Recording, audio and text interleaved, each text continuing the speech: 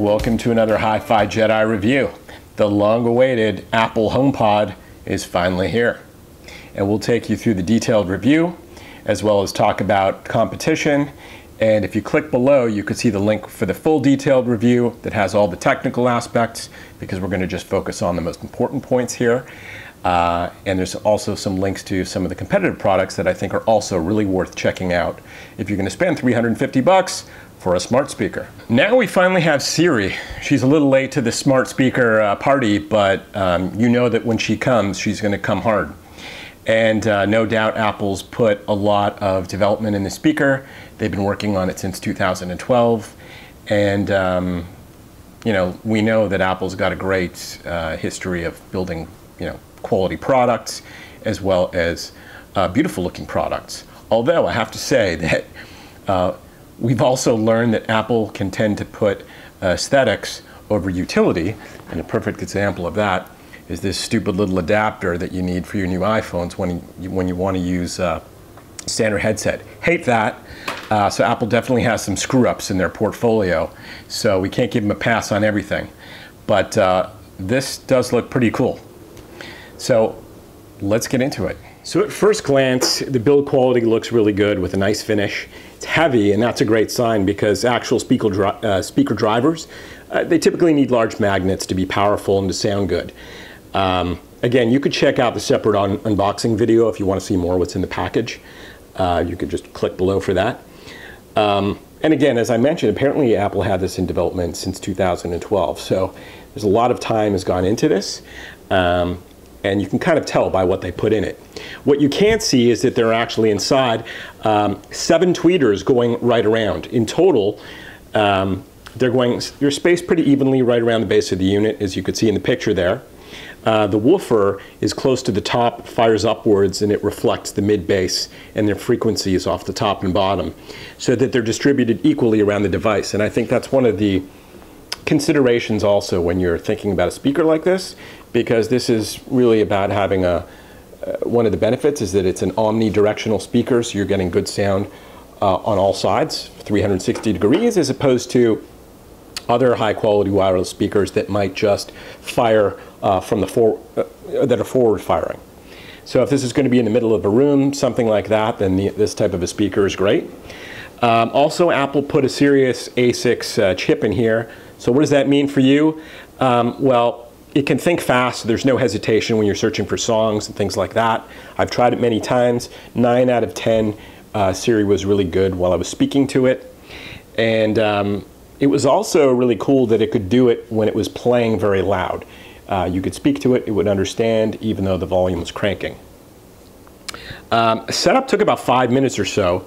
And I needed an update on my smartphone. One of the things that you have to make sure about as well is the version of your smartphone. It says that it requires iPhones 5S's or later, and some of the early iPods or iPads it might not work on. So double check on the Apple website there. And that's one of the things that kind of pisses me off about Apple, that they sort of make you get rid of old devices because they're required for new products. So, typical Apple thing. As far as the controls and features are concerned, it has the basics up top, where you could do, play, pause, skip, forward. Oops, it's sensitive, so you just have to give it a little touch. And right off the bat, there's no external inputs. And again, that's one of the things that Apple is notorious for. So you have to use this wirelessly, and I just hate the fact that they don't give you those options. That's one of the things that really upsets me about Apple, that they continue to do, which is not very customer-centric as far as I'm concerned. And again, this HomePod is going to be happiest with Apple Music, and that's where you get most of the voice command and usability. There's still no word on Spotify or Tidal integration. I personally use Tidal for sound quality because it beats Spotify and Apple. Neither of those can even do CD quality at this point. Although it does work, I just have to essentially choose this like I would any other AirPlay speaker on my phone, just like this over here. So you just pull out the app and you would just choose, choose the speaker. So let's talk sound quality, which I think is the most important. Overall, it's really good. And I have to say that so far, this definitely sounds like the best sounding smart speaker I've tried. And what's really great about this one here is that it's got a full sound at lower levels. So you don't have to crank it up and you get that full rich bass, and that's something that I like. Although when you do crank it up, the bass can get a little bit muddy and the treble is not super detailed. But again, I think you get a benefit if you're going to use this in the middle of a room or somewhere that isn't, you know, if you need that 360-degree aspect. The speaker does do a good job of that because it sounds good everywhere around the speaker. I keep doing that. And I was listening to everything from Migos to classical to Radiohead. The bass is, you know, full and rich for a very small speaker. And as I said, it gets a tad muddy at times, depending on what you're cranking into it. You know, there is some very stiff competition from the likes of the Sonos One and the Sonos 3. I also think, unless you're really, you know, dead set on a smart speaker, you have to check the B&O S3. That's a speaker we reviewed, and you could check that below, as well as the Pro add-on. That was, I think, the best sounding speaker I've heard at $349, same price as this guy. But again, it's not a smart speaker.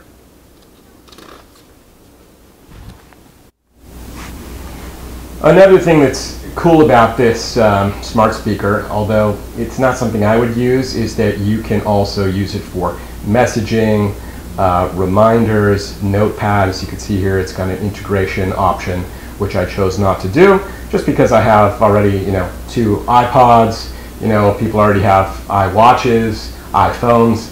I don't need alerts on another device, so I kind of skipped that one. But it's there if you want to use it, and there's tons you could do with it. And let's not forget, Siri's got her cool visual light on top when you're interacting with her. So, hey Siri, what time is it? The time is 4:12 p.m. Hey Siri, play some music. Playing all songs, shuffled. So you can see, it's really accurate. 9 out of 10 times she's going to understand what you want, and she'll also be able to do that while you're playing music, even at high levels. So I'm pretty impressed with that. Hey Siri, stop the music. Hey Siri, what's your favorite wireless speaker? I don't like to play favorites.